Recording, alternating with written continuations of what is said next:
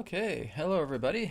Welcome to this special episode of New Earth Teachings, of New Earth TV Live, I should say. The reason I'm doing it here on a Wednesday is because I'm going to be traveling here at the end of the week. I'm just going to be going to some of the islands here in BC, Vancouver Island and Salt Spring. So as I get ready for this trip, I thought, Wednesday would be good to do this special episode of New Earth TV Live because I like to do these weekly. So, thank you everybody for joining me. Hope you're all well. I'm pretty sure we might have a bit of a new audience today because we are broadcasting on a Wednesday. So for those of you who are new to the channel, welcome. For those of you who are returning, welcome as well too. All right, so we're going to go ahead and get started with our announcements. Beautiful, sacred geometrical clothing, apparel, and accessories imbued with spirit source energy to heal, rejuvenate, detoxify, and strengthen the body. Shop now at healingcodeshop.com. The latest revelation in alternative healing has arrived. The Healing Code Cards, a spiritual technology unlike anything else. Through the power of sacred geometry imbued with pure source energy, physical ailments can become eliminated and detoxified from your body. 36 cards specifically designed to work on the major areas of the body, encouraging natural recovery and increased vitality. Working with the cards are easy, and their healing results are profound. Download our collection of free sample cards so you can experience results for yourself. And don't forget to view our customer testimonials. Our printed Healing Code card deck is available now with shipping available worldwide. Visit our website at healingcodecards.com. And of course, the Body Deck Special Edition is available for pre-order right now. And of course, there's 44 Healing Code cards, and the new 8 cards are Mouth and Throat Enhancer, Hand and Wrist Enhancer, Foot and Ankle Enhancer, Bacteria Eliminator, Parasite Eliminator, Biotoxin Eliminator, Heavy Metal Eliminator, and 30X Amplifier. All cards are laminated for additional protection and come in a custom-made tin box for storage. Pre-order sale is going to be ending on July 16th at $49.99. The regular price for the Body Deck Special Edition is $55.99, and includes Body Deck Special Edition digital version with the order. So you can go to healingcodecards.com now, and you can pre-order the special edition of the Body Deck, again coming in late July as a printed version, but again with the pre-order you can get the digital edition free with your order. And of course, private sessions are available with me. 15-minute, 30-minute, 45-minute, and 60-minute sessions are available, whether it's channeling with Adronis, looking into your Akashic records, personal healing, and much more. Again, you can go to newearthteachings.com. There is also Akashic healings or Akashic reading sessions available as well too. The new EQ method will be debuting here in July as well, and I'm going to be getting a couple trial volunteers for that. I'll be making an announcement for that on the next New Earth TV Live, right? So if you do want to volunteer, just hold off until I make the announcement next Friday, and I'll be bringing in people, just a few trial volunteers who would like to try the new elimination query method or the EQ method. It's very, very different from the first version, but again, super simple as well too. Okay, so we're going to go ahead now and get started with the broadcast. So thank you everybody for being here today. Glad to see so many different people from all over the world here today on the broadcast. So first thing we're going to do is we're going to be doing a guided meditation for Mother Earth. Okay, and that's really where we're going to be getting into first of all today, and then we're going to be getting into Q&A, all right?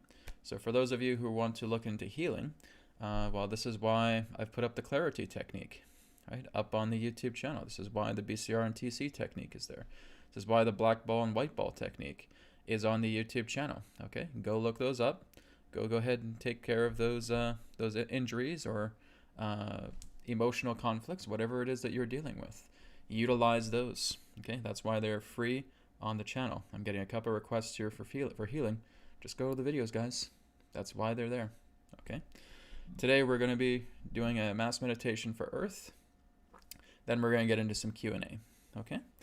So let's just get ourselves nice and comfortable, making sure the body is free of any tension. And we're just going to get ourselves into our nice relaxed state. You can make the spine nice and erect if you're sitting down. You can place your hands upon the center of your chest, or you can place them on your lap, whatever you prefer. And let's take a deep breath in. Deep breath out. And again, inhale. Exhale. And one more time, inhale. Exhale. And just relaxing yourself now and breathing normally. And now I just want you to bring your focus and awareness down to the bottom of your feet.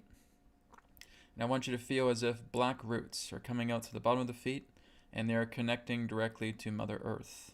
Okay, they're going deeper and deeper into the ground and they're connecting directly to the core of Mother Earth. And I want you just to feel that oneness connection. You are the earth and the earth is you. You are the earth and the earth is you. And feel your body as Mother Earth. Feel her right to her core.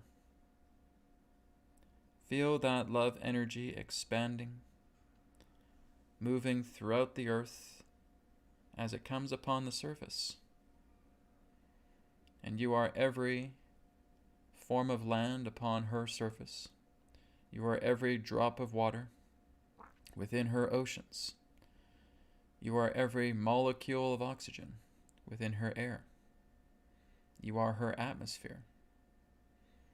The entire earth is your body, here and now, in this moment.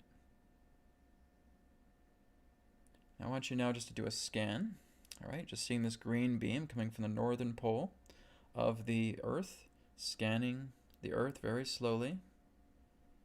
Okay, going down to the equator, going all the way down to the southern pole. Okay, and I just want you to feel any rough spots, right? So you may be looking at North America, South America, Europe, Asia, Africa, Australia, all right? Just looking at the continents, looking at the land masses, looking at the oceans, and just seeing where you may discover certain degrees of conflict pollution. And this conflict pollution will appear as a type of black liquid, like a pocket, right? So it's kind of like we're going into an X-ray vision, and we're just seeing the etheric body of the earth, and we're just seeing these clogs, these pockets of black liquid dense energy contained upon the earth body. As we notice that, just above the earth now, we're going to see the black ball.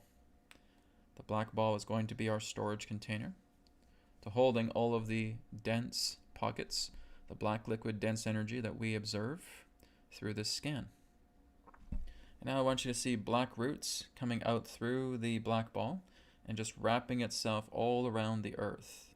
So the entire earth is now just being covered inside and outside with these black roots.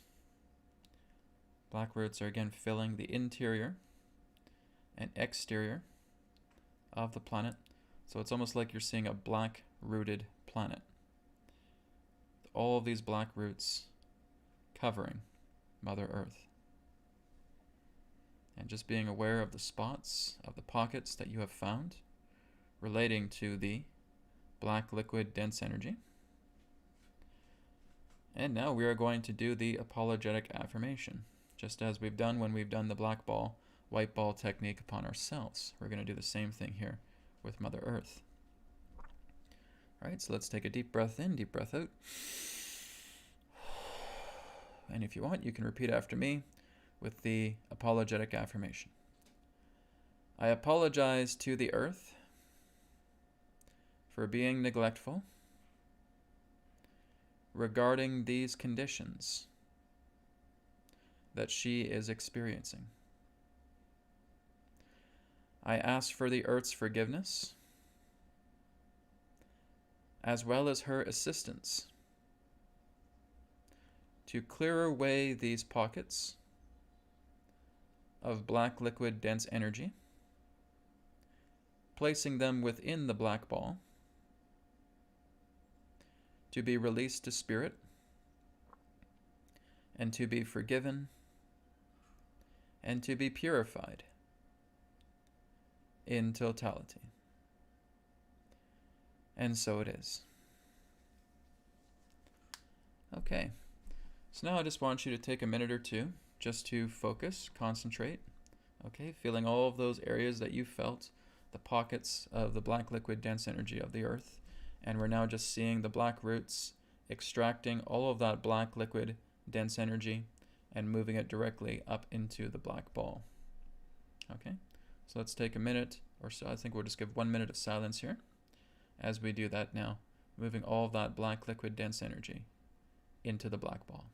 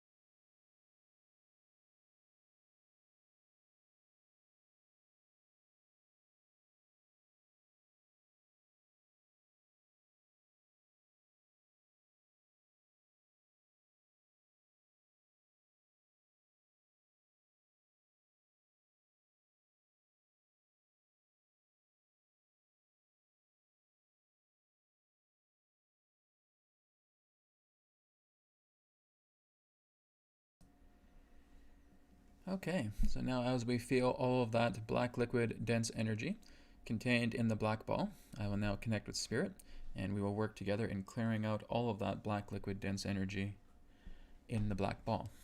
All right, so if you want to follow along with me, just connect with the earth, connect with that black ball directly above the earth. All right, and we're just going to feel together that black liquid energy being purged and released directly into Spirit's hands.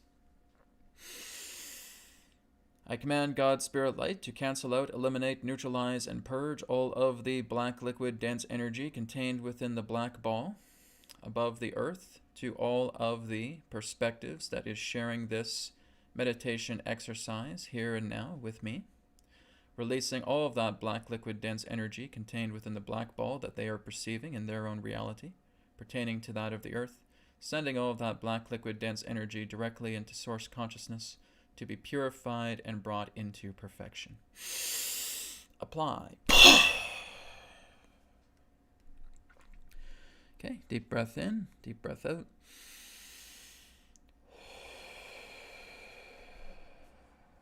Okay. The second thing now is we're going to see that black ball now disappearing above the earth, and now we're seeing a white ball coming into its place. Okay, basically swapping places with it. And all the black roots that we see around the earth are now transforming into white roots. So now we're seeing all the white roots contained upon the earth. So the second thing we're going to do is we're going to bring in love reinforcement. Okay, we're bringing in positive energy. We're getting high on love energy just surrounding the nature of the earth. All right, so what I want you to do is I want you to imagine yourself as being bodiless. You have absolutely no body, and you are simply just flying around the earth. You're flying around the earth. You're seeing all the beautiful sights of the earth. You can even bond together with her elements. You can feel what it's like to be rushing water. You can feel what it's like to be the wind. You can feel what it's like to be an entire forest. You're just going into the depths of your imagination, and you're just feeling all of this loving energy that you have for the earth. When you look at the earth, what is it about her that really just brings so much beauty out of you? And that's what we're doing. We're taking that beauty, we're taking that love, we're taking that pure compassion that we have for the earth, and again, we're putting it directly into this white ball. And when we put that into the white ball, we're just seeing it as white liquid. The white liquid is filling up the white ball, and this is representing your love, compassionate energy, positive energy reinforcement for the earth herself. Show your gratitude for this beautiful world that we are upon, the womb of the mother. See her beauty. She is already a perfect planet. We do not need to improve her at all. She's actually helping us to improve, to move us into perfection, to know that we are gods upon a God world. And just feel that love from her. Many of you say where you're from, Netherlands and Norway and Scotland. Well, I want you to tap into Norway. I want you to tap into Scotland. I want you to tap into Netherlands, to Vancouver, to wherever you are in the world. Why are you where you are? Right? Do you see the beautiful nature that surrounds you? Bond with that nature right now. Feel it within you. And place all that pure love energy directly into that white ball. We are on a paradise, everyone. This is a perfect planet. It truly is. Because the world that you're exploring within your mind has no human structures. It is just the earth as herself. Her bare beauty, as it were. Right? So you're seeing her beautiful oceans, you're seeing these waterfalls, you're seeing these beautiful forests, you're seeing these captivating mountains, you're seeing all of these beautiful things, you're witnessing them, you are being them. And just feel that love energy into that white ball.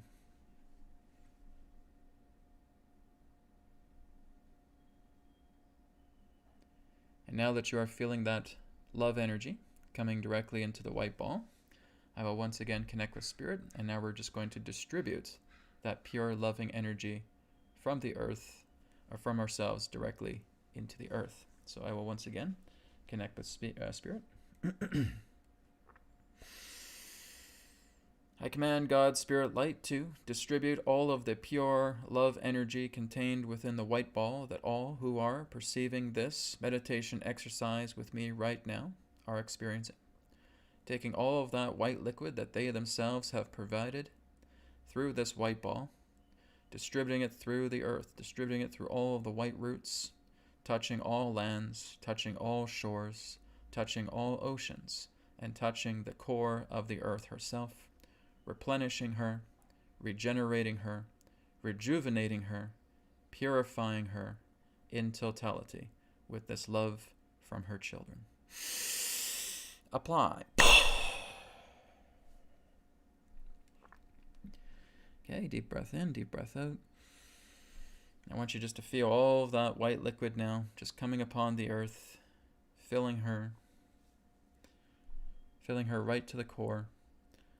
And the light becomes so bright that it feels like the earth herself is a star. We see this star of pure spirit light, pure loving energy, filling her from the surface all the way to the core of her being. Take these last few seconds now just to give your love and appreciation to Mother Earth, thanking her for all that she is, your Divine Mother, in love and harmony. And so it is. Okay, let's take another deep breath in, deep breath out. Okay. Once in a while, guys, we just need to give our love to the earth, right? Maybe you guys are doing that on a daily basis. That's great. But as long as we're doing it, every now and then, if we're doing it on a weekly basis, that's great. If we can do it on a daily basis, that is phenomenal. Just giving your love for this beautiful planet that supports you, that gives you everything you need, and she doesn't ask for anything in return.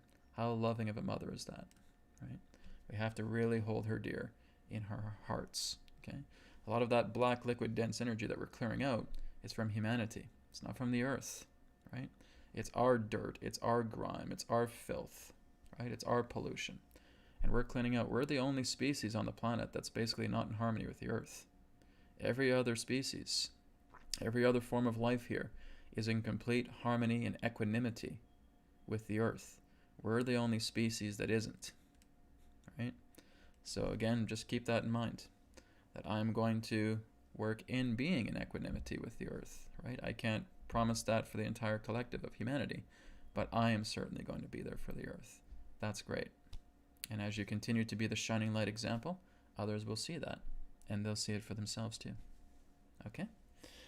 Thank you, everybody. So let's go ahead now, and we're going to move on into Q&A. All right, so if you guys do have any questions for Adronis or myself, you can post it. Now, again, I'm not taking any personal questions, okay? Personal questions are for private sessions or for webinars. And speaking of webinars, okay, the next Adronis webinar is going to be happening on July 11th. Okay, and it's going to be referred to as Adronis Off-World Liaison. Okay, so the poster is not ready for that yet. It's going to be on the next webcast, right? So not only will the EQ method trial volunteer advertisement be on next week's broadcast, but also you'll get a glimpse of the poster for the Adronis Off-World Liaison webinar. And that is going to be really exciting, because that's going to help you to connect with an off-world contact, an off-world liaison, through the instructions and exercises that Adronis has for you for those who attend the webinar on July 11th. Okay, so that'll be, look for that announcement next week. All right, so let's go ahead and look into some Q&A. Okay, and hello everybody. To be exposed, Brad, I follow you from the very beginning. Great to see your evolution. Well, great to see yours as well too. Everybody evolves, not just me. But thank you anyways. Okay, Timothy says he recently broke his hand due to an unforeseen bit of anger. He needs healing. Okay, so Timothy, I'd like you to go check out the clarity technique. Okay, that's all you're doing. You guys have the capability to heal yourselves completely. You don't need me, right? All you're doing is you're going into that perfect space. Go into there. Make yourself silent. Do you know the reason why there's pain in your body? There's injury in your body? It's all from thought. Okay? Timothy, you hurt your hand because you were angry, right? You got that energy and you smashed your hand, right? And of course it's going to hurt, because again, you're just completely aligning to that emotional energy. It's a thought that made you do that, right? So what do? You replace an old thought and you release it, right? You're replacing that old thought with perfection. What we're not doing is we're not taking an old belief and putting it together with a new belief, okay? That's not it. That's basically taking yourself out of a personal prison cell and putting yourself into the prison yard. It's a lot more spacious in the prison yard, but it's still a prison. That's not what we're doing. We're basically taking that thought and we're eliminating it, right? We're putting it into perfection. This is why, again, I talk about going into self, right? Doing something like self-inquiry, where you understand, who am I?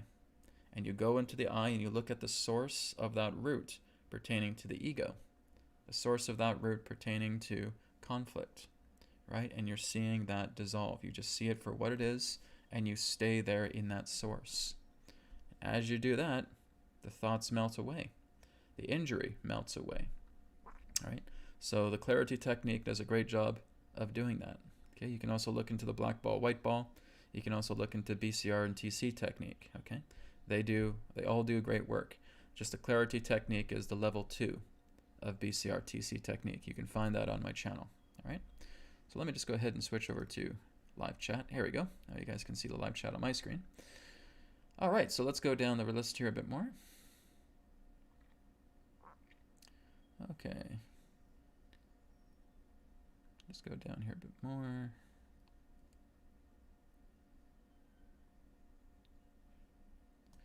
Lady T asks, hi Brad, who is the mother of the earth? Mother Earth, right? We could call her Lady Sophia. We could call her Mother Gaia, right? There's a lot of different names for her. There's Terra as well too. So whether you call her Terra or Sophia, right? We're looking into Mother Gaia, whatever you prefer. The whole idea is not looking at the earth as an identity, right? It's just this addiction to names. It's these addictions to identities that are actually keeping us back, that are preventing us from actually being able to bond with the earth as she really is. So we can call her those names, Gaia, Terra, Sophia, etc., right? But that's still not knowing who she is. Again, to really know another is to know their soul, is to know their spirit, is to know the self, right? So as you go into the self, you will know every other, right? Because every other is just a reflection of you. There is nobody else here. As I've talked about many times, as Adronis has talked about many times, there is nobody else here, right? So when we look into the nature of the self, when we go in, it's because we've been able to clear the black clouds of the ego, right? The ego clouds are parting because, again, we're doing something like self-inquiry. We're doing something like surrendering. And now those clouds part. They pierce. They pierce the veils, and now we see us for who we truly are. We have always been the self, right? There has never been a point where we've never not been the self. So when you look at the world is just a living manifestation of the self. So when you look at the earth and all of the beauty that she is, that's a reflection of the self. When you look at the earth as to who she really is, she is perfection, right? She is not in any way imperfect whatsoever, right? We are basically going through that state of imperfection because that's what impermanence does. That's what the nature of the ego does. So when you feel that nature with the self and you are just simply in the abode of self, you now see the earth as one. You now see all life upon the planet as one as well too. Okay? So really just keep that in mind. It's all about being able to see the earth as she really is through you as the perfection of the self. Okay? All right. Let's go down here a bit more. Lady T asks, would it be the 5 elementals? The 5 elementals. Not too sure what you mean. Right? Basically, we have the 5 elements in that way, right? We have earth, fire, air, water, and of course spirit or the cosmic ether. But no, it's not even about that. Again, you're still labeling something. You're still describing something pertaining to an identity. You know what the elements are. You're still looking at impermanence, right? When we go into self, there is no impermanence. It is permanence. It is still, right? It is perfect. It is blissful. It is unchanging. It is impersonable, right? That is the nature of the self. There's no image for you to see. There's no voice for you to hear. There's no body for you to connect with. It simply is. That is the self. So when you go there, this is again what the yogis have done. This is what the great sages and the ancient masters have been able to do. This is what Jesus has done. This is what Buddha has done. This is what Krishna has done. This is what Mahavatar Babaji has done, right? The list goes on and on with all these great masters. Is they have completely eliminated the ego. The ego is dead.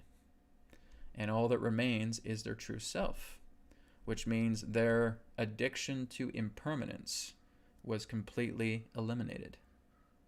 That is how you move into self. You no longer give any power whatsoever to the ego mind. You're no longer giving any power to ignorance. Ignorance falls away, right? Or Brad, how can that be done? How can we really clear away the ego? Don't we need it? No. You don't need it at all. For as long as you want to stay impermanent, if you feel that you want to live in the impermanent world, then you might feel you need it. But if you truly want to go into who you really are, like I said, you've always been the self. You've never not been the self, right? That's who you are. Who you are is permanence. Who you are is God. Who you are is self. The ego, again, is just a part of an impermanent program. It's like a parasite. It leeches onto you, and it molds itself upon you because we feed it. We feed it, we create it basically through ourselves, through our own indignities, through our own conditions, through our own harshnesses, through our own ignorance. That is exactly the fuel that creates this veil of the ego. It grows as we grow, and as long as we continue to feed it, it becomes this thick veil. And now you're no longer really feeling your own thoughts. You're no longer really feeling your own feelings because the ego is just replicating everything. It's like an AI. It's like a virus. It's like a parasite, right? Modern science will tell you that it's absolutely essential that we have an ego. We have to have an ego. No offense, but they don't get it, right? If you really go into impermanence and you're looking at the ego itself, this is again why we have a lot of the chaos upon the planet that we have. All wars are created by ego. All battles, all conflicts, all sicknesses, all illnesses, starvation, poverty, all ego. It is the greatest virus there is. There's really nothing redeemable about it. Some may say, well, Brad, without the ego, we wouldn't know to get ourselves dressed, or we wouldn't know how to not play with fire, or anything of that nature. So you don't need the ego for that stuff. You work with instinct, you work with intuition. Everybody knows exactly how to take care of themselves as they get older, right? It's not the idea of thinking that we need the ego, we need to hold it like it's a lost child, or we need to make it a best friend, right? So I've been sharing this off of New Earth TV Live through communities and so forth. And some people, again, are still very transfixed in thinking that the ego is necessary to have. Like I said, if you want to stay in impermanence, and if you want to, again, be in servitude to the mind, then yeah, you're going to have your ego, right? If that's something you want to remain with, that's your choice, okay? But that is not the nature of permanence. Permanence has no ego. Permanence has no ignorance. It's the ego and the ignorance itself that is creating this veil to making you think that all you are is just a product of the mind, right? There are so many spiritual teachers and metaphysical communities as well, too, that basically are just giving exercises about the ego, about the mind, about how you can get into the law of attraction and how you can attract all these things and attract your dreams. Okay, that's all fine and good if you just want to play with the mind.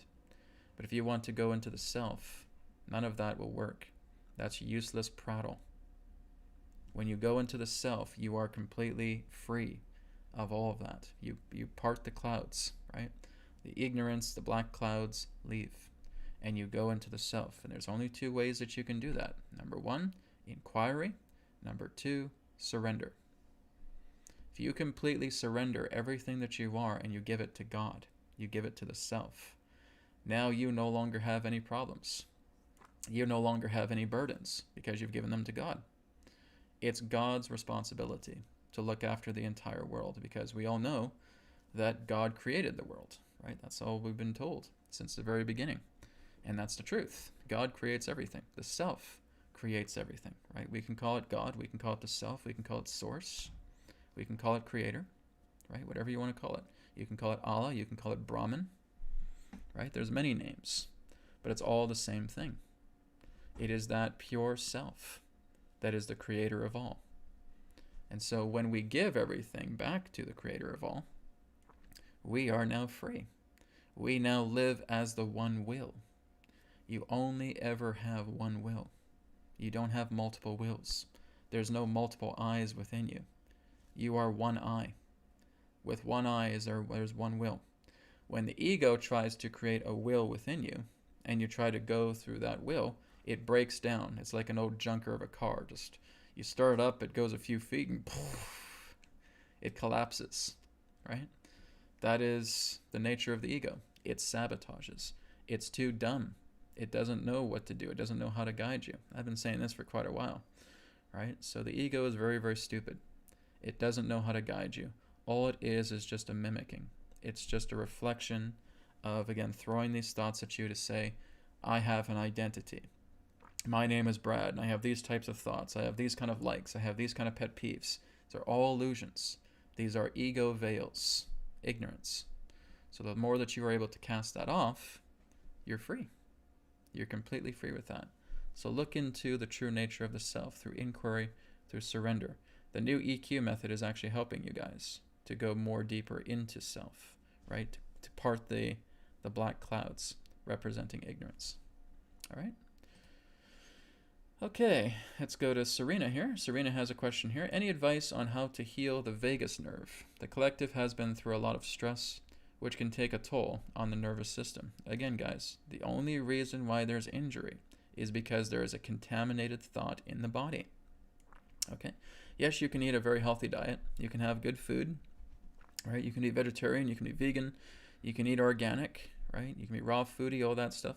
And that helps to a certain degree, right? You're taking good care of your food plan. Remember, the body is food, right? The body is our food. What we eat is going to be the complexion of our bodies. But most importantly, any injury, any problem of conflict within the body comes through a thought, a polluted thought. That's all it is.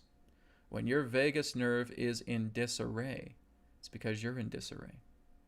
Your body is being a warning system. It's being a gauge, right? If you know that you're talking a lot, right, and you're blabbing and you're blurting out a lot of secrets that you're not supposed to be blurting out, you may notice that your jaw starts to hurt, right? There's a pain inside your mouth because you keep blurting these things out that you're really not supposed to, right? You're telling people you're going to keep secrets, and then you start blurting this stuff out. All of a sudden, you get a lot of severe jaw pain. It's because, again, you're basically going through your own contradictions. You're basically blurting out what you're not supposed to be blurting out. You're basically going against your own word. And the body knows this thing. Body has memory.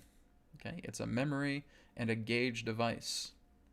So when you're having problems with the vagus nerve and you have problems with your nervous system, a lot of this, again, is tension, it's stress. But again, it's just a lot of thoughts upon yourself that telling you, I got to do this, I got to run wild, I got to continue to work until I'm ready to just almost collapse. It's overworking, it's overthinking, it's overstressing, it's overtension. And all of that is thought. So all you're doing is you're going into self. You're going into inquiry. Who is it that has this pain within their body? Oh, me. Who am I? All right? And I focus on the source that represents that pain. I focus on the source that represents that embodiment of ego that is there, that's causing conflict in the body. And I stay there. I stay in that spot. And as I just focus on the I, right, because it's the I of the ego, after a short while, everything starts to fade away. All you're doing is you're taking that perfect moment of self and you're applying it to the body.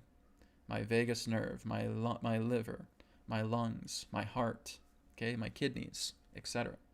And you're putting all of that perfection directly into your body. It's not an image. It's not a word. It's nothing in regards to what is identifiable through thought. We are not using thought to heal. We are simply using that perfection, the perfection of self. And you're just there. You're there with it, right? And now you see it dissolve away. Ramana Maharshi will just tell you about just going into the source of I. Just go to the I, because that's the root directory of the mind. There is no other thought that follows it. It's not I am this or I am that, etc. That again is creating a bunch of subfolders.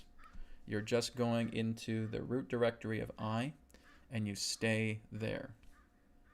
And as you do that, you're noticing that the pain in the body starts to vanquish. It starts to relieve itself. It's going away. It's melting away like an ice cream cone in the sunlight, right? That's what you're doing. So whenever you're working with the vagus nerve, it's a thought that's responsible. Eliminate the thought. Destroy it, right? So you're removing it from your body, because perfection is basically voiding the thought out, right? So you're going into that nature of self. If that seems a little bit too complicated for you guys, go to the clarity technique, okay? Guys, I have these free healing techniques on the YouTube channel for you to use.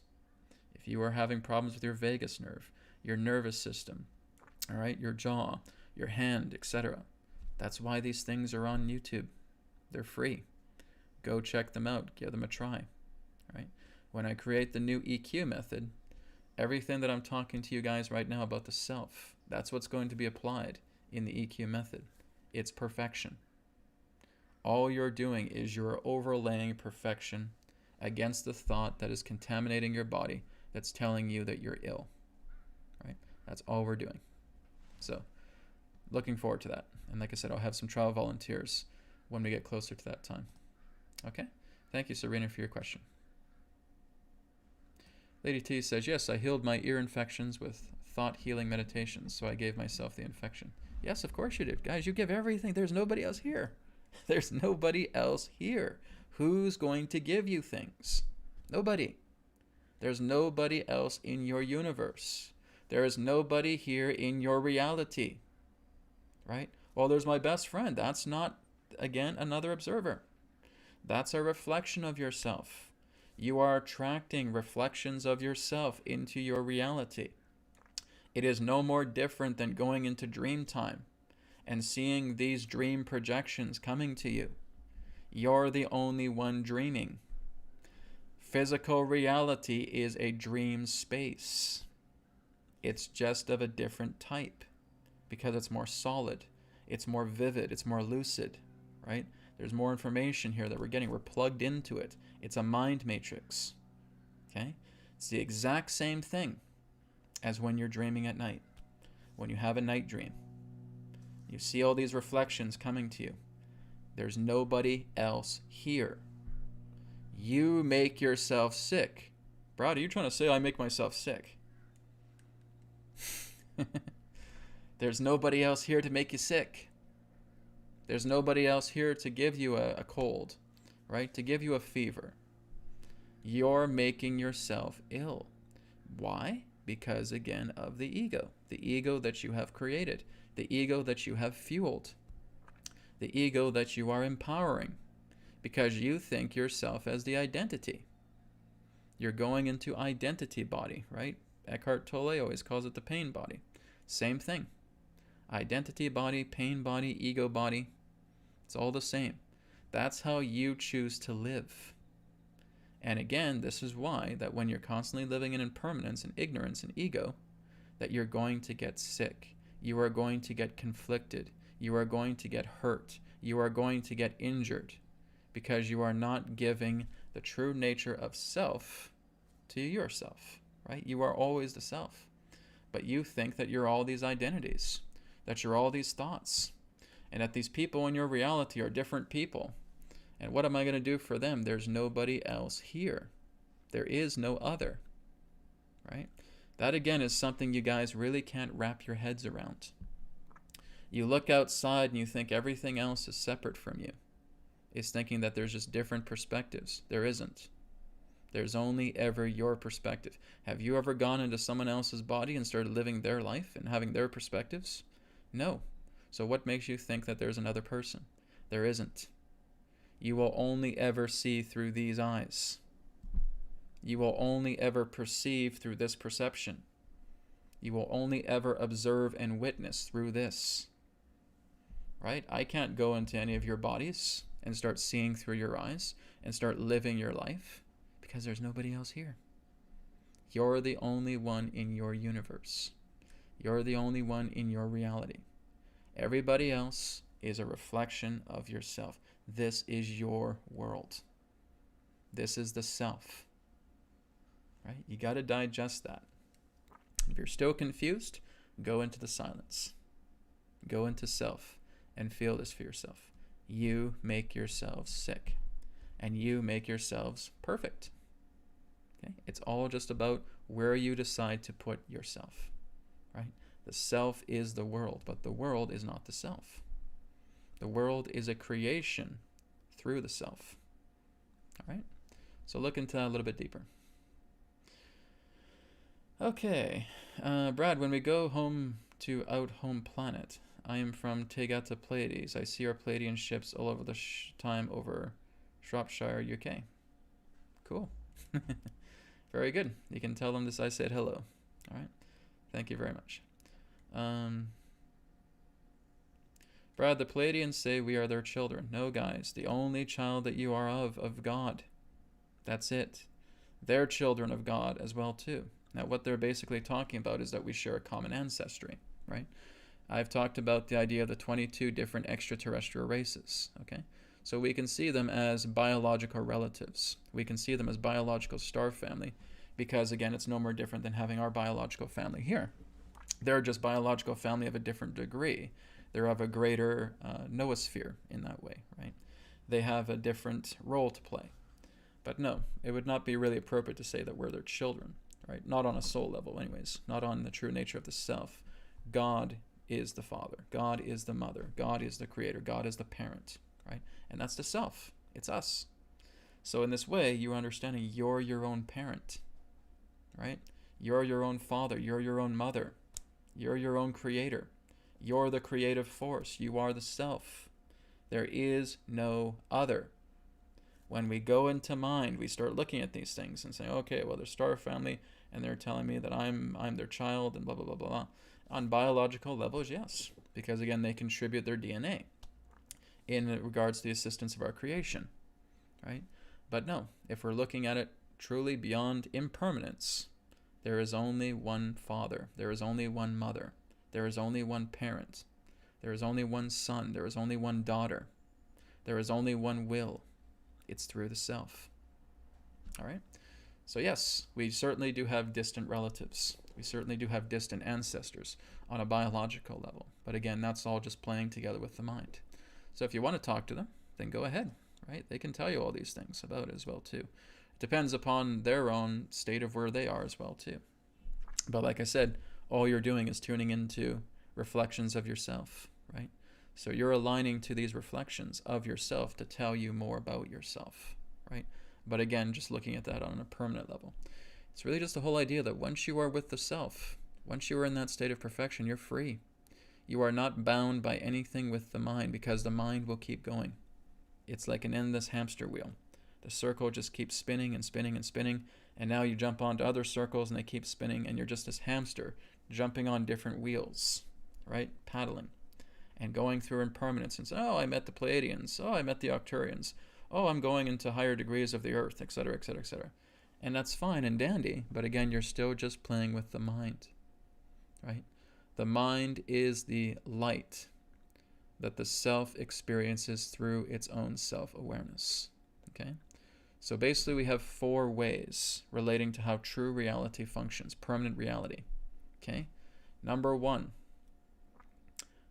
is that it is unchangeable, okay? When we're looking at the true permanent reality, it is unchangeable, okay? As it is unchangeable, it means that it's infinite, okay? So we have infinite unchangeability, right? It will always be completely unchangeable. It will always be unchanging, okay? Just making that clear for you. Number 2 is that it is impersonable. There's no identity, okay? You have no personhood. You have no identity whatsoever. Everything really is just still. It simply is, okay? So we have the idea of unchangeability. We have the idea of being impermanent. Or sorry, not impermanent. Impersonable is the word, okay? Number 3 is that it is self-shining, okay? Number 4 would be that it's formless, okay? There's no body. Now, number 3, relating to the idea of self-shining, this is again what Ramana Maharshi talks about, is that again, it means that the self is experiencing its own light as its self-awareness, okay? What that means is that light is the mind. The mind, in that sense, in this way, in this reality, in how we perceive it, is extroverted, okay?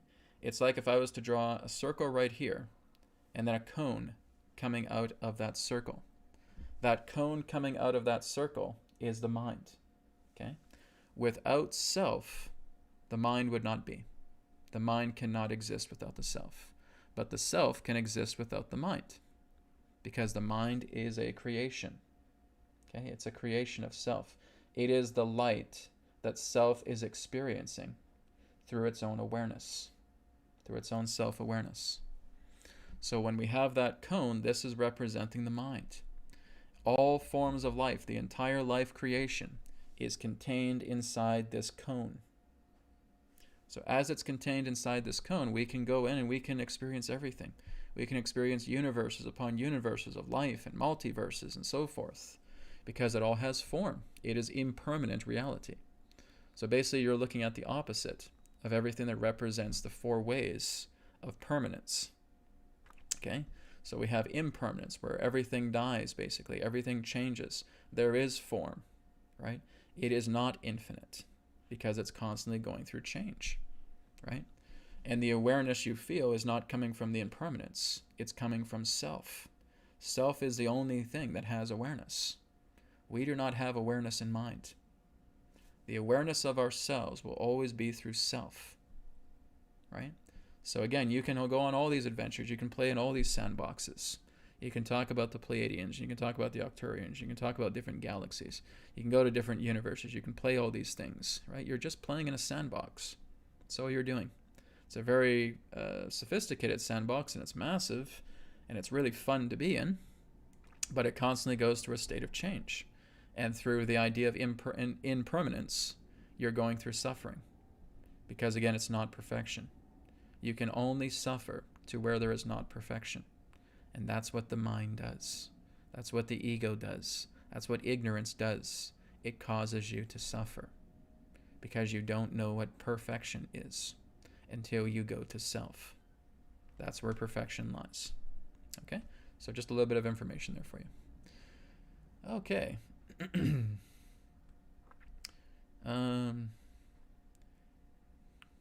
Let me just go down a little bit more.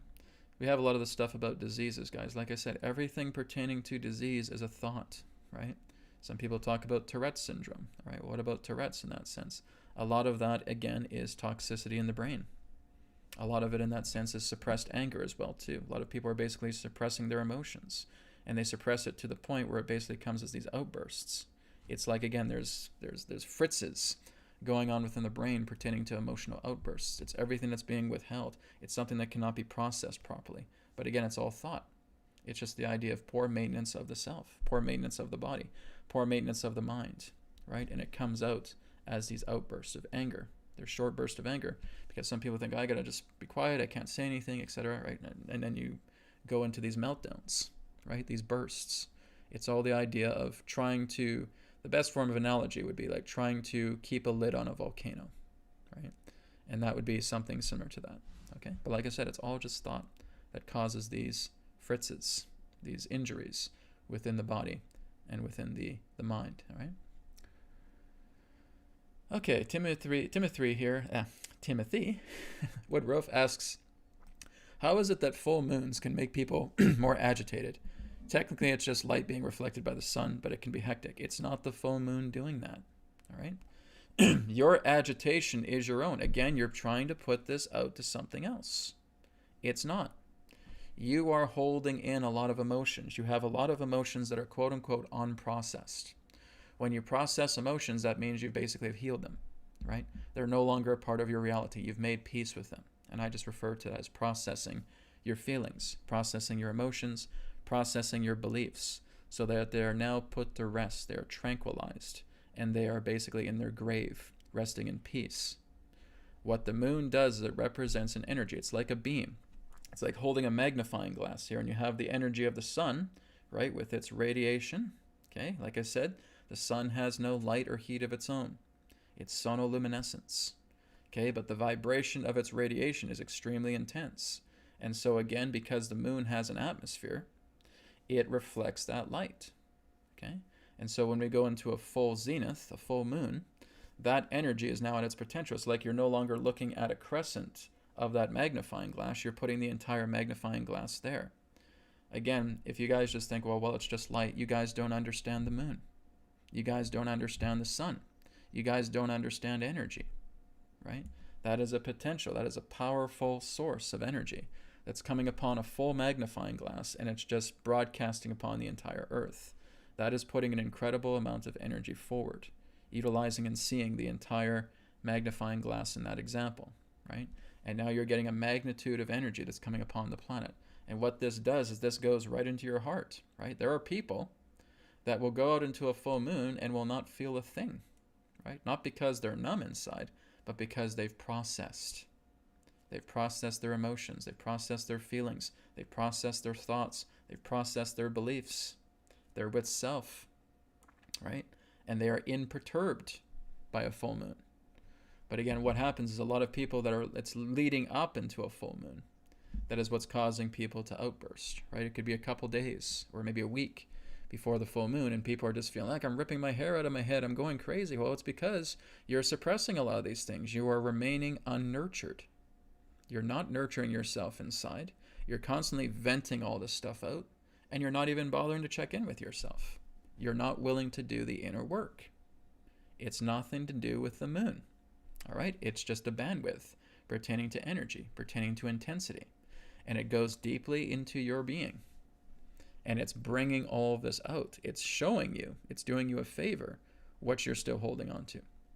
When you have angry spells, right? When you're feeling a great deal of ignorance, when you're feeling ignored, when you're feeling jealous, when you're feeling sad, when you're feeling fearful, all of that's going to come out, right? The moon is just doing its work every approximate 28 days, all right? And it's clearing a lot of that out. It's showing you these things, not really clearing it out. It's just showing you. It's your job to clear it out, right? So this is where you want to process your feelings. Rod, how do I do that? I got videos on the YouTube channel that tell you how to do that. Okay? Look into those things. This is the thing. It's like people run to me and say, Brad, I'm not feeling well. Brad, I'm doing this. Brad, this is happening to me. Brad, what do I do? Oh, I'm going crazy. I'm going crazy. Oh, have you looked into the EQ method? Have you looked into the BCRT season? No. And what are you doing? What are you doing, right? Are you looking into any techniques that are helping? No, no, no, no. I'm just mad. Right? And I get those people a lot. So why aren't you doing any inner work? Well, I don't have time for inner work. I got to do jobs, and I got to work 9 to 5, and I got my children to look after, and I got a cranky wife, or I got a cranky husband, right? I don't have time to look after all that. Well, then you're just going to go like this, right? It's going to cause you to keep going downhill until you decide to go within and start doing some work on yourself and start processing these things. Otherwise, you're going to hit a slump. You're going to hit rock bottom, and you might even go subterranean, right? Give yourself time. I don't care how busy you think your life is. I don't care how you think you may have lots of demand on your time, right? Are you going to continue to do that until you drop dead, right? This is up to you. You have to work with yourself. You need to go inwards. As I said, everything is curable. It's just a thought that's polluting yourself in the body, in the mind. And the way to neutralize all of that is to go into self, is to go into perfection. But you have to take this yourself seriously. You have to take this work seriously. Otherwise, you're going to continue to spiral and hit rock bottom. But that's a good thing. Sometimes that's what people need. They need to really hit rock bottom. They need to basically create a crater. And they crash. And now they say, what I'm doing in life is not working anymore. There you go. That's a start. Now you can start building yourself up again. You destroy the person that you think you are. You destroy the identity that you think you are until you crash and burn. And then when you crash and burn, you get back up and you dust yourself off and saying, I need to change. I got to go through change because this isn't working anymore. There you go. Right? Similar to what's happened to me, right? I needed to go through a lot of crash and burns in my life before I realized I needed to change myself. I needed to look deep inside myself. I went through crash and burns. You guys are going through crash and burns. It's exactly how you better yourself, because then you look into the self, right? So that's what I recommend. So it's not the full moon that is causing you to be ripped apart inside. It's everything that you are suppressing within yourself that's causing you to be ripped inside. The moon is just trying to show you what's inside that you're burying, okay? You cannot hide secrets, guys. It's always going to be revealed, as we've seen in 2020 and 2021, right? Okay, here's one from Serena again. Can Brad or Adronis expand on the template of divine counterparts in romantic relationships that are uniting during this time on Earth? Okay, so basically referring to partnerships, right? Divine unions in that way. Okay, so yes, let me go ahead and bring Adronis in, and he can share some insight on the idea of romantic relationships, people coming together, uniting during this time on Earth. Okay, here we go.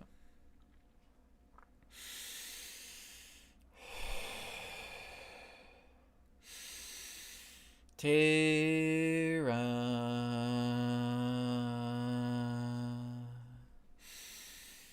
Soul Star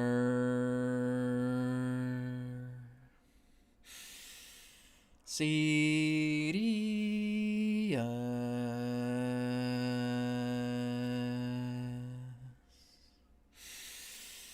Adronis.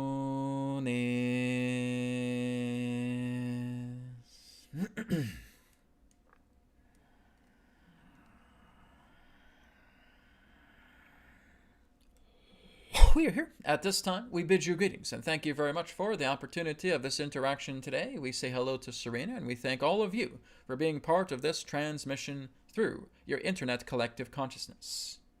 Well, Adronis, what about divine relationships, divine partnerships, people coming together at this time upon the earth? Well, yes, that is happening, but that's not for everybody. It's exactly as Brad and exactly as we have told you. You're the only one here. There is no other to bond with. It's just you. So you feel a very strong, close connection with another because you feel that you resonate together within the heart. Because that's all really divine partnerships are. There is not the idea of two becoming one. There's only one. So the whole idea is what you're experiencing is the idea of two hearts as you would look at it in that way. but it's really just the energy of that heart reflecting as the energy of your own. It's like a buffer in that way. So when you are connecting with a particular partner and you feel this beauty, you feel this joy, you feel this happiness, because you feel the energies that they represent coming upon yourself. So it's a reflection. So it's that deep intimacy, that reflection altogether. And there are those who think, oh, well, Adronis, I do have a twin flame, I do have a divine partner, I do have a soulmate, but it doesn't feel like it's working out. What do you mean? Do you not feel that beautiful charge in regards to their energy that is basically only being perceived as yours? Do you not feel that synergy relating to the idea of the heart? Well, not really. Well, then that's not going to work out. You see? Many of you will always have different impressions of what you feel, again, is a divine union or a soul partnership, etc., etc. As we've stated, you're the only one here. So when you bring in that reflection of a partner coming together, you are again just feeling the intimacy of that energy to what they represent to you that is now being felt through yourself. And now through that energy comes the sharing of memories. It comes through the ability of finishing each other's sentences. It's being able to see each other's lifetimes in that way. But you're the one that's perceiving it. You're simply perceiving these as downloads, as memories, as visions, etc., etc. It's all through you. There's nobody else here. It's always just through you. So yes, those things can happen. Adronis, I feel I wake up in the morning and I'm able to hear my partner. I'm able to feel her or him within my mind. And I can see exactly what they're going through. I can see their history. Yes, of course. Who is it that is perceiving this? You are. You see, you're not going into the idea of thinking that you are stepping into your partner's body and that you are now able to assert their will and do what they feel they need to do.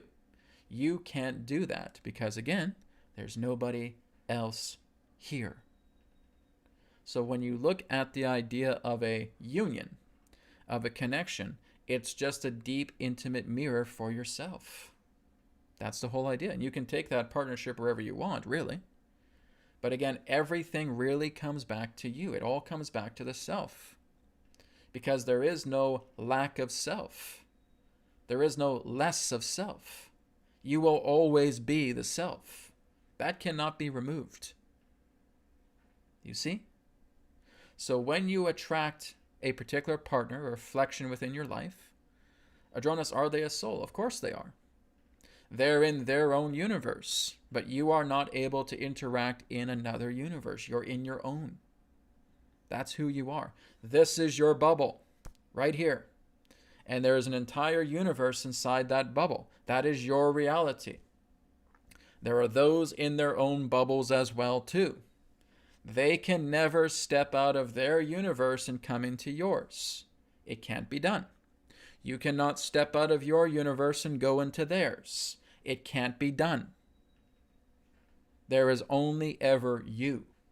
There is only ever the one self. So when you bring these people, these friends of yours, these colleagues, or again, this particular partner, they represent a different reflection because they're much more of an intimate mirror. So again, it all depends. This is really what we're talking about, is when a person does feel a very deep connection to their partner. It's because their hearts are vibrating on a similar resonance. And the residue of their energy is now becoming one through them. So it's a heart resonance. It's sympathetic resonance. It's hitting a tuning fork on the table, watching it vibrate, and holding up another tuning fork, and now they vibrate in unison. That's all it is. You are tuning into one who you feel a very, very deep connection with because their energy is familiar through the interpretation of your own energy. It's a reflection. All right? We thank you for your question.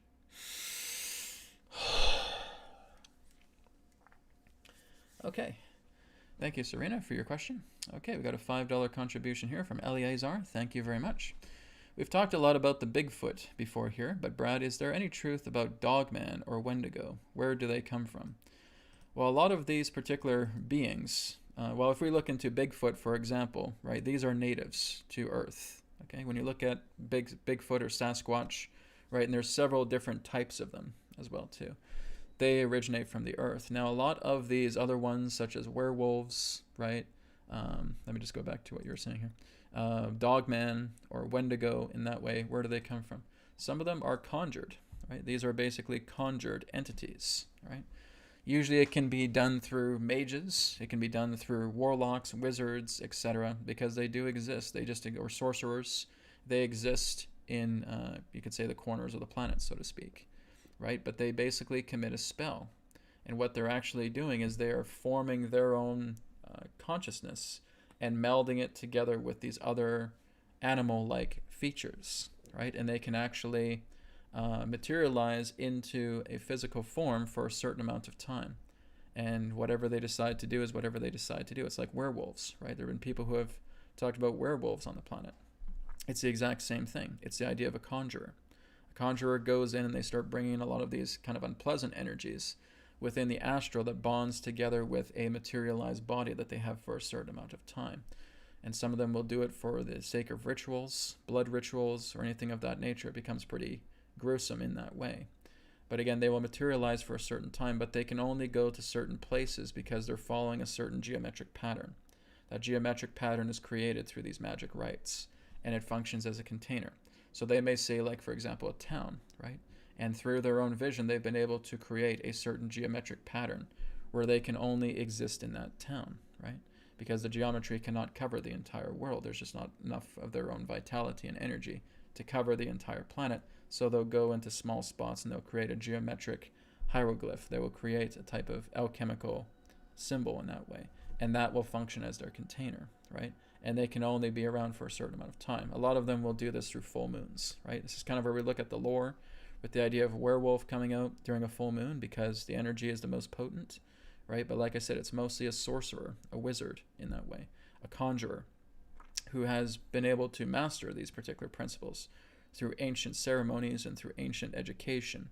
And they create basically a vortex symbol, right? A symbol where they are inside this vortex, inside this container, and they may terrorize in that particular way. So I have not personally experienced anything like that, thank goodness. But yes, things like that do exist, right? We talk about the Mothman. We talk about cryptozoology, right?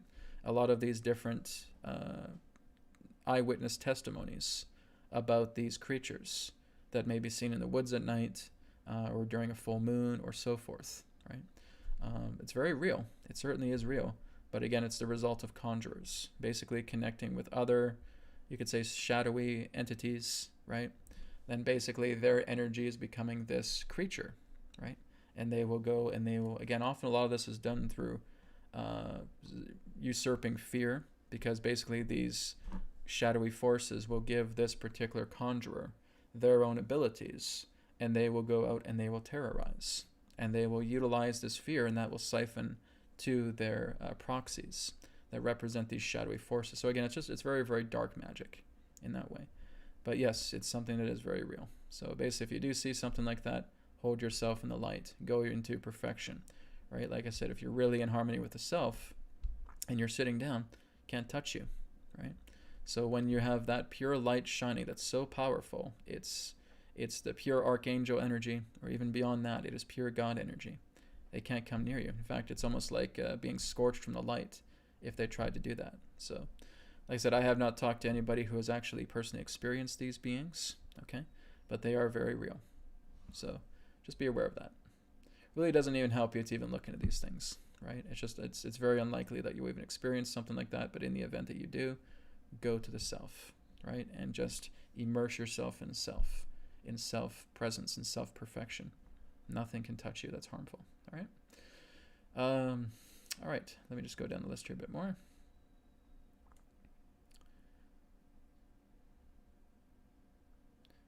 Okay, George C. says, Adronis. Well, I don't really think I need to bring Adronis in for this one. Okay. David Wilcock talks about the cycles of the solar system and the sun heating up. He is saying that there will be a solar release or energy of flash. Guys, what did I already say about the sun? Okay, George, your answer to this question is the second episode of Season 2 of New Earth Teachings, The True Nature of the Sun. Go watch it. Okay? If you have already watched it, you already know where I stand about this, about the nature of the sun. That is another person's theory. Okay? That's all I can say. If you know what I'm talking about with the nature of the sun, how it does not have its own heat, how it does not have its own light, this is even being backed up through Hindu-Vedic science. This is even being backed up by Nikola Tesla himself, because he was looking to create an artificial sun just through our atmosphere alone, through sonoluminescence. Okay? So no offense to any other expert in that way. They do not understand the sun. If you think the sun is a fiery furnace, you're way off. Okay? Watch the second episode. Watch The True Nature of the Sun. You'll know where I stand. Okay?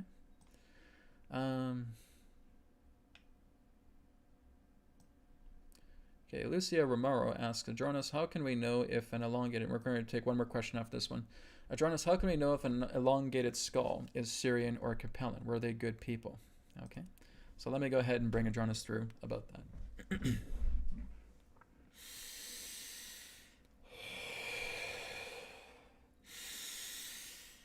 We thank you very much for your question. How do you know if an elongated skull was the idea of a Capellan or the idea of a Syrian? All right, well, that depends, because, again, this is more so a visual aid in that particular degree. The ones that have, as you would know, the very long cone-like heads would be that of Capellan origin. The ones where you would see where the heads may actually look much more like a pumpkin in that way, or somewhat smaller pertaining to the idea of its elongation, would have much more Syrian or Orion roots.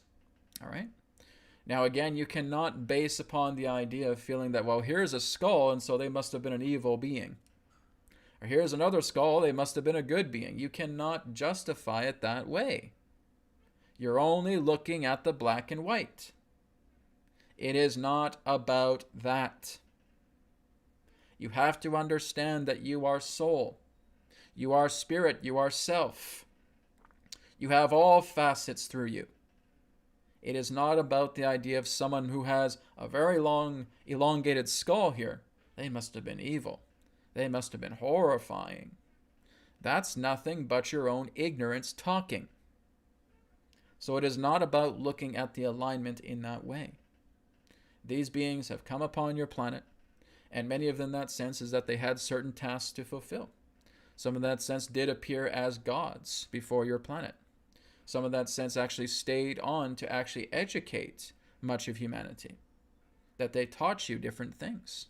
They may have taught you language. They may have taught you mathematics. They may have taught you extensive degrees of astrology. How would you know? Unless you're actually able to tap into that and go into that event and see it for yourself. Everything else becomes mere useless conjecture. So, unless you're actually tuning in and you're connecting as one with that being, you will then know. Otherwise, everything else becomes ignorance of conjecture. All right? We thank you. Okay. Thank you very much for your question, Lucia. Okay, we have a donation here from Pseudo Wolf. Thank you very much. Question for Adronis. Which ET group seeded the Turkic tribes, and how do they relate to the she-wolf origin story? Okay. We thank you very much for your question. Well, the idea of the she-wolf story is something very different that does not pertain to these tribes. You have to understand that the idea of the nature of the seed, again, as we've stated, comes from God. Now, there are therefore, as you would say, keepers of the garden. When you're looking into the Turkish connection, you're looking into Anunnaki. All right?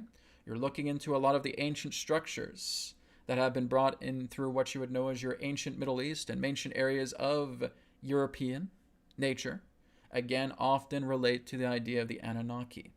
All right? There are also some connections with the Pleiades there as well. But when we talk about the Anunnaki, we're not talking about one particular group. We're talking about different races that represent this group. It's not just one particular race in a group. It's several. So basically, you can have human, you can have reptilian, you can have avian, you can have marine life. You can have the idea of aquatics in that way. They all represent different degrees relating to a sect or a faction or a federation in that way. And we are talking about the original Anunnaki. We are not talking about the imposters that came later that basically just wanted gold on your planet. We're talking about the originals here. So you can look into them in the idea of Lyran descent. You can look into them in the idea of Perseus descent as well too, or Persei descent. Again, there are various star systems to which they do exist in, but these would be the two areas that you could look into. There's also connections through the idea of the roots of Cassiopeia, as well as the roots of the Pleiades, and again in the Taurus constellation.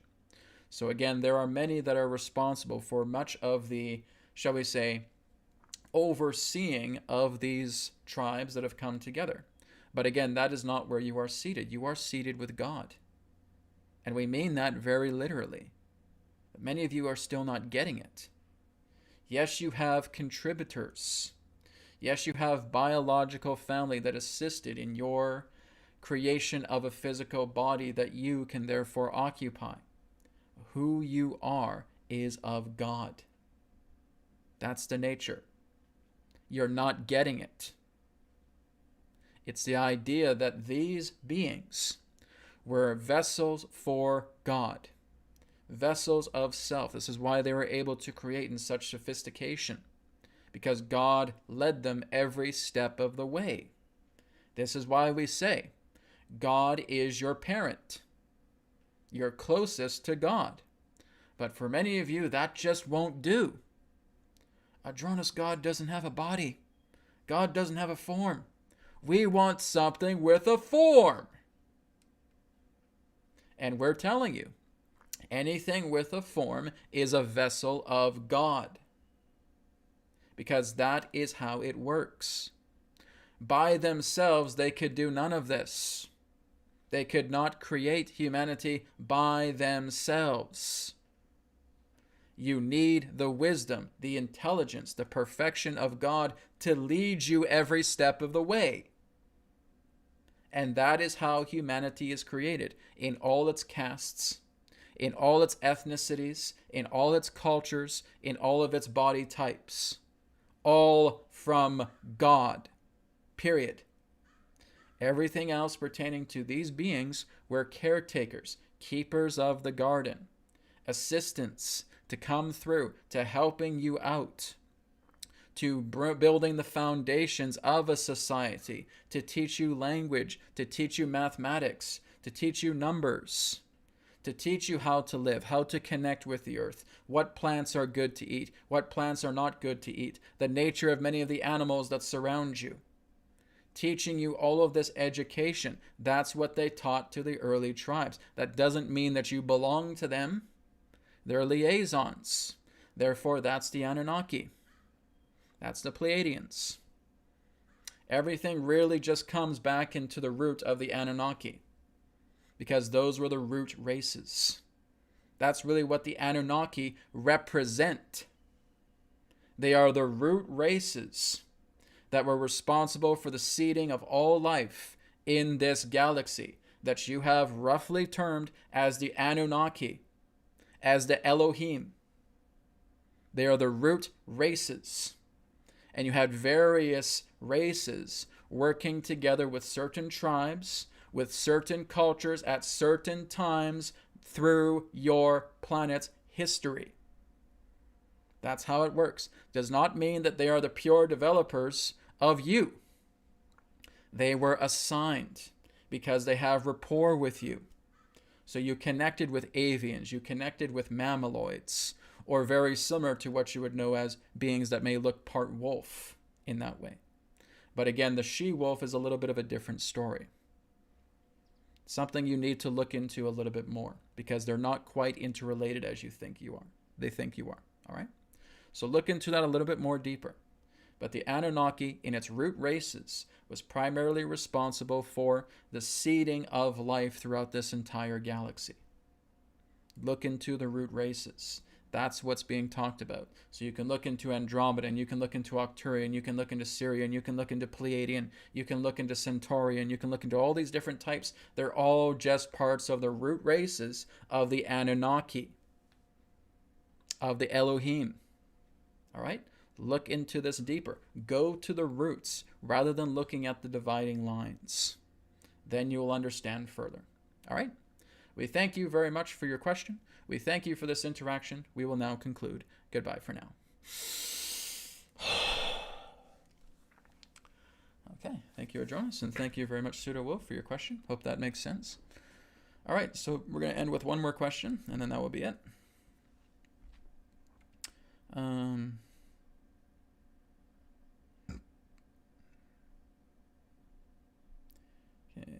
just give me a minute here, guys. I'm just kind of looking through things here.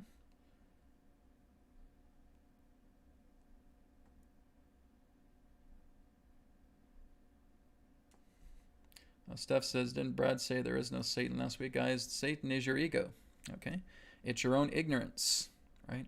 All Satan really means, like when you look at its root origin, it basically represents double-edged sword, right? It's the idea of duality. There is no manifested devil, okay? The devil is within you. Everything that the ego represents would be the closest thing to an antichrist, right? Because it's the ego that's obstructing you from actually knowing the self. Whatever obstructs the self would represent an anti-Christos nature, right? So yes, there is no Satan other than the Satan within yourself, right? There is no devil other than the devil within yourself, right? So again, you look at a lot of these satanic cults and they're all worshiping the devil. All they're really doing is fueling the ego of the planet. That's all they're doing. There's caretakers, there's zealots that basically believe in a lot of that stuff, right? But all they're really doing is just trying to fuel the ego of the planet, to get people caught into more fog, to get people thickened with the idea of the ego and the ignorance. That's what a lot of these blood rituals have represented, right? It's just looking at priesthoods relating to the idea of devil worship, but again, all the devil is the ego, right? It's thickening the ego within yourself, because that's the beast. The mark of the beast really just represents the ego within every man, woman, and child. It's when you're able to completely vanquish that, completely destroy it, completely eliminate it, and you go into self and you're free. You are no longer affected by anything pertaining to the nature of the world, right? Another important thing as well too is do not concern so much about the state of the world. It's not your responsibility to fix. Look into your world. Look into what the self shares with you and work to bring love and pure perfection to that which represents the self, okay? The world is not your responsibility. That's God's burden. God has to take care of the world, not for you to take care of. You stay in your world, you take care of yourself, and you share that light with everybody else around you, right? You bring that love to others because you're happy to assist, you're happy to work together with others. That's it. So as far as 8 billion human beings on the planet goes, you could never even begin to carry that kind of weight. You would be squashed in an instant, right? Again, where we see a lot of these great leaders and saying, well, brother, we have a lot of these leaders in that sense who are very influential. It's the people that were around them that carried them forward to that degree. It was not they themselves. They were being a mouthpiece for certain times, for certain eras, for certain events that were taking place. Without those people helping to carry them, there would be nothing. It's never been in regards to one person being solely responsible for the planet. Okay? It couldn't be done. You'd be crushed like an ant. So look into the true nature of self. That's your world. As far as the collective world goes, leave it alone. Let God take care of it. God already has the plan. God already knows the cycles. God created the cycles. Okay? That's God's responsibility, not yours. Okay? Thank you, everybody, for all of your questions today. Thank you for being here for this special day of New Earth TV Live. Okay, and great questions as well, too, everybody. You guys did a great job. I love the questions in this episode, so thank you very much for that. And Adronis being direct with you guys, right? Letting you know about the Anunnaki. Okay, that is like the capstone. That's the capstone of all sentient life in the galaxy, right? Is through the Anunnaki or through the Elohim. Again, there's different names for them, right? But these are the original Anunnaki. I'm not talking about the reptilians who came in and basically wanted to mine gold, right? And wanted to enslave people and basically use this gold for monoatomic elements so that they could go back into their home planet in the Nibiru star system, which is our companion star, and therefore replenishing their atmosphere with monoatomic elements.